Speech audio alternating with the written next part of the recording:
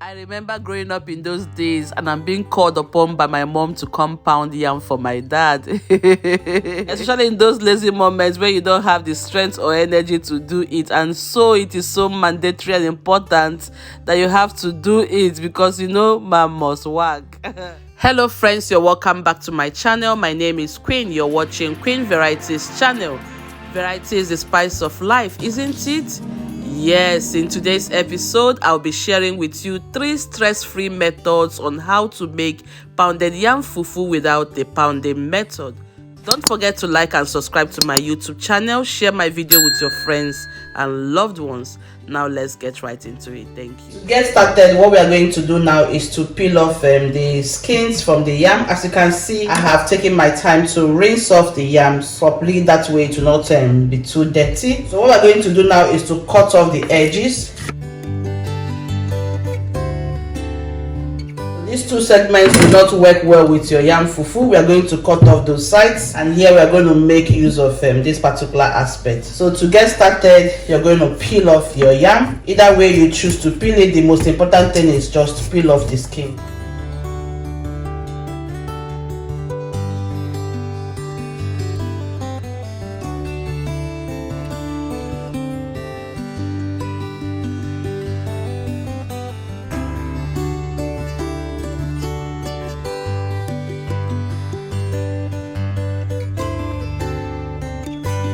Alright, once you're done peeling the yam and eliminating all the unwanted parts, what we're going to do now is to dice the yams into little cooking sizes. So I'll throw them right inside the water.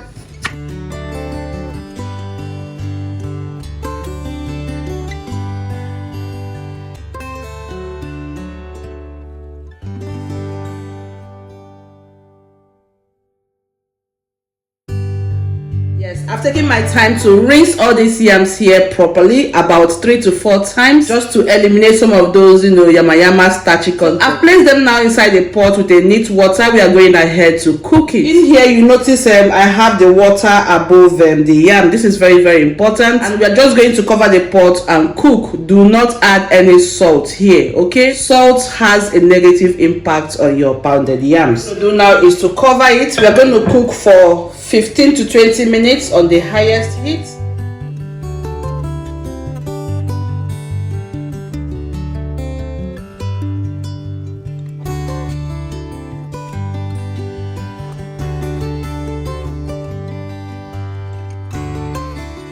Good minutes later. Alright, you notice that the water has turned pale in appearance. I'm going to use my knife to test it to see if it is ready. Oh yes, it is now ready. Once you drive your knife through the yam, you notice that it's so soft. You don't hear any chwine type of sound. If you perceive any type of raw sound from it, that means it is not ready. You can see that the yams are beginning to break down in particles.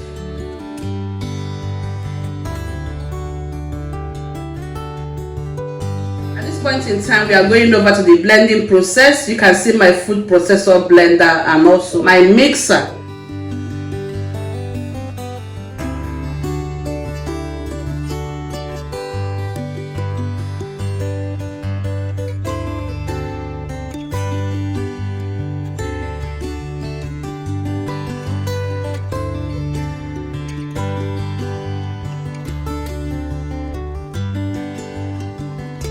So I'll start blending the fufu in the hand mixer first. I'll start from the low settings, then I'll go to the high.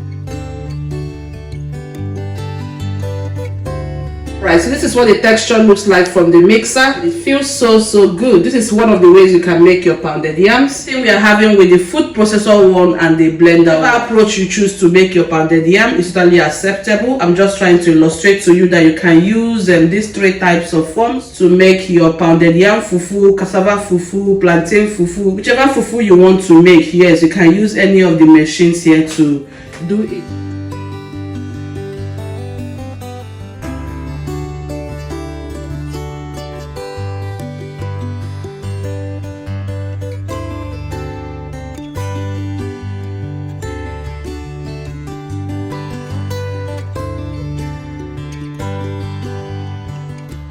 Alright guys, the one I have in the blender and the one I have here is now completely ready. So we're waiting for this one to get set, okay? Yeah, so while we are waiting for the one in the mixer to get ready, what I'm going to do now is to transfer to a foil and have them foiled up.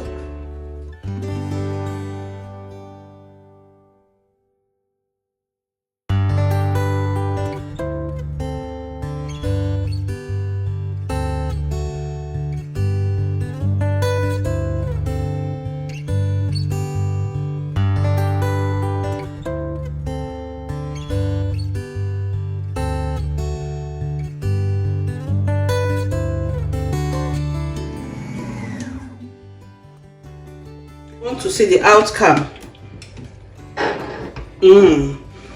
That looks so nice.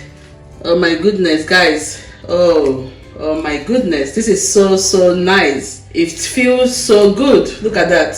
So I don't like my pounded yam fufu to be too hard or too soft. So this texture is okay for me because once it is completely cold, it's also going to harden up. You don't want it to be too hard. So whichever texture that you want, add less water or more water. It's up to you. But remember that the mixer is going to mix and blend everything until it becomes somehow, very soft. It's just like you're preparing a dough.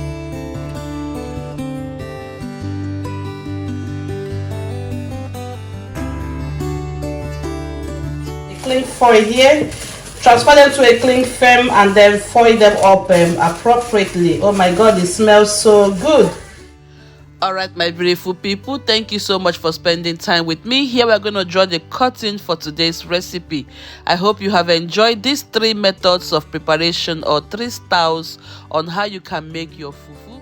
Yes, so if you try this recipe, let me know how the outcome turned for you by dropping your comment for me at the comment section. I would love to read from you.